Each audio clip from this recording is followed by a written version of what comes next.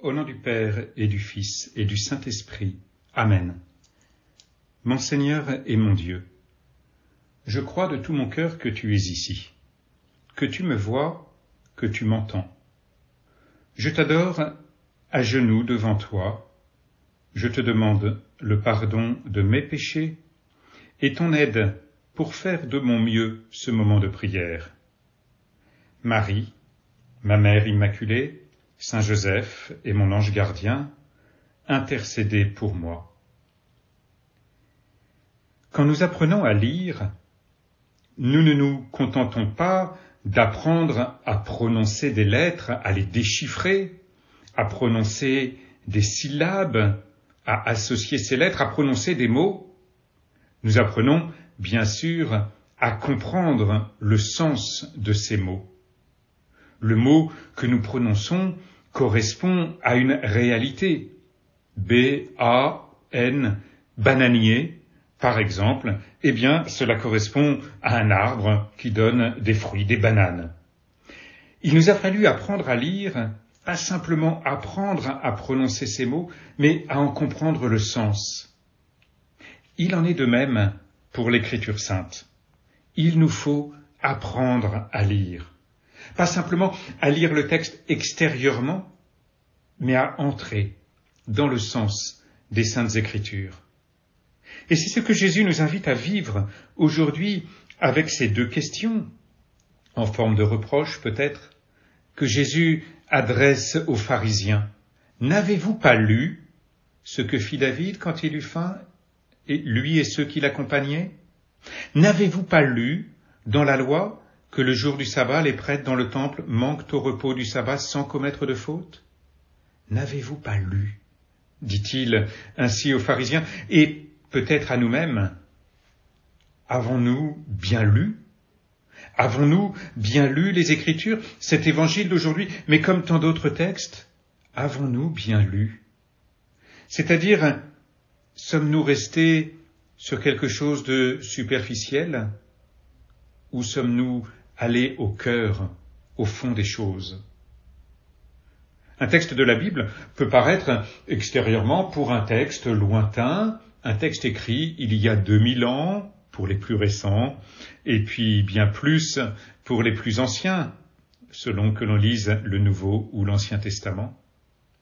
Et pourtant, bien que les textes auxquels Jésus fait référence dans cet évangile sont très anciens, il en montre toute l'actualité.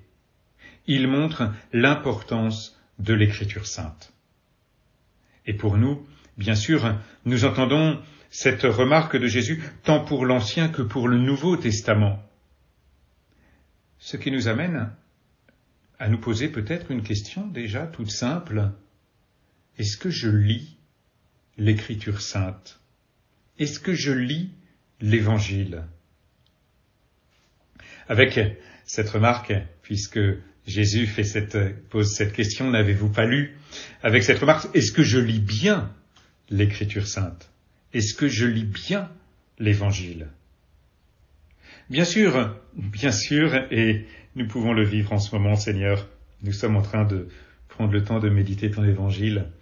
Et bien sûr, ces 10 minutes avec toi que nous passons régulièrement, peut-être chaque jour pour beaucoup d'entre nous, nous m'aide à entrer dans l'Écriture sainte, à entrer dans l'Évangile, en tâchant d'en avoir une lecture qui ne soit pas simplement superficielle. Les pharisiens, en effet, quand ils avaient lu ces textes, et ils les avaient certainement lus, n'étaient pas allés au fond de ces textes. Et moi aussi, Seigneur, je voudrais aller au fond de l'Écriture sainte, au fond de ces textes, pour entendre cette parole que tu m'adresses, cette parole qui est toujours actuelle, cette parole qui est toujours vivante. Et je comprends, Seigneur, que cette Écriture sainte, comme le dit si bien l'Église, est la parole de Dieu, en tant qu'elle est toujours vivante.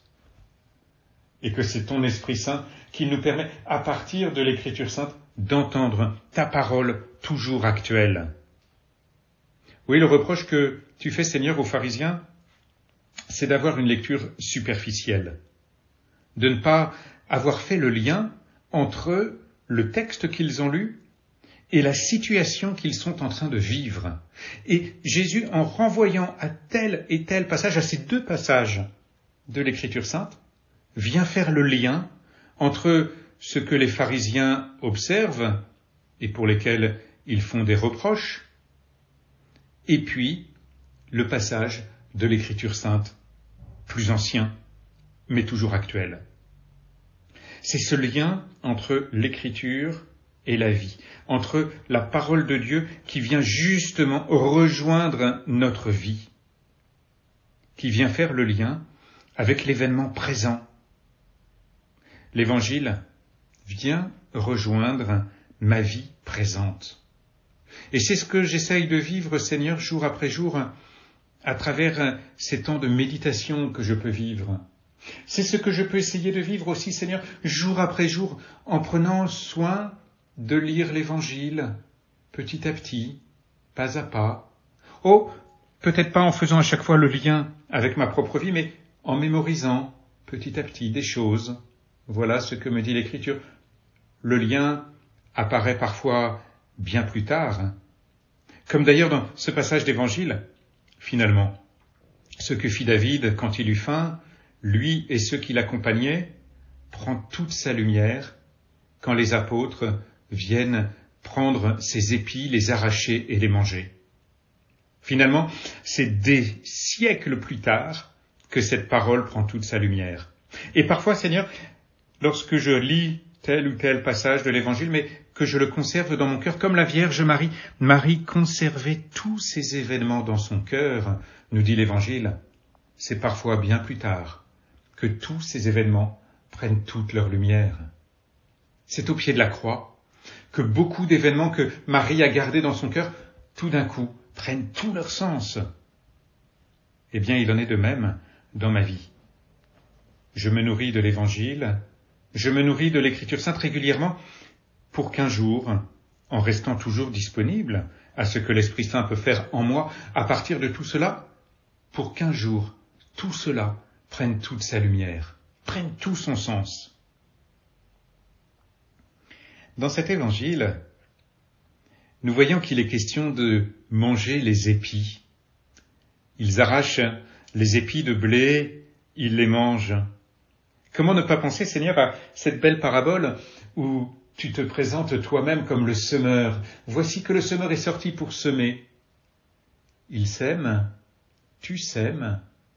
Et tu nous expliques, dans l'explication de cette parabole, tu nous expliques que ce que tu sèmes, c'est la parole. C'est la parole qui va pouvoir porter du fruit dans un terrain qui est favorable. Mais alors, ces épis qu'il s'agit de manger, c'est la parole. C'est ta parole, Seigneur, dont nous devons nous nourrir. Un peu comme cet homme de l'Apocalypse, Saint Jean, qui reçoit le petit livre. Je m'avançais vers l'ange, dit Saint Jean, pour lui demander de me donner le petit livre. Il me dit, prends et dévore-le. Il remplira tes entrailles d'amertume, mais dans ta bouche, il sera doux comme le miel. Je pris le petit livre de la main de l'ange et je le dévorai.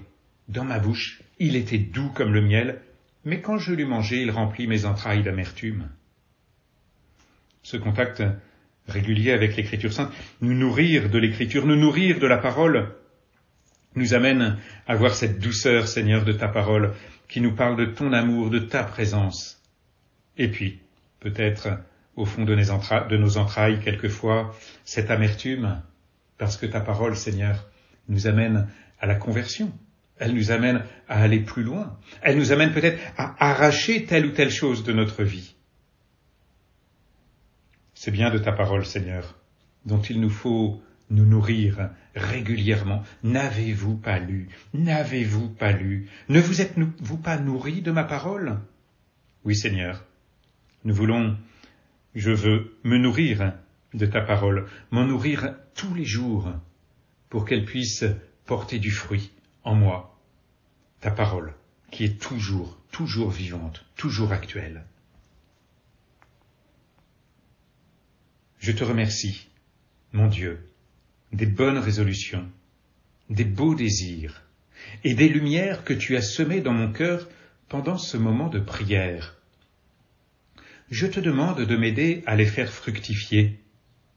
Marie, ma Mère Immaculée, Saint Joseph et mon ange gardien, accompagnez-moi toujours en chemin.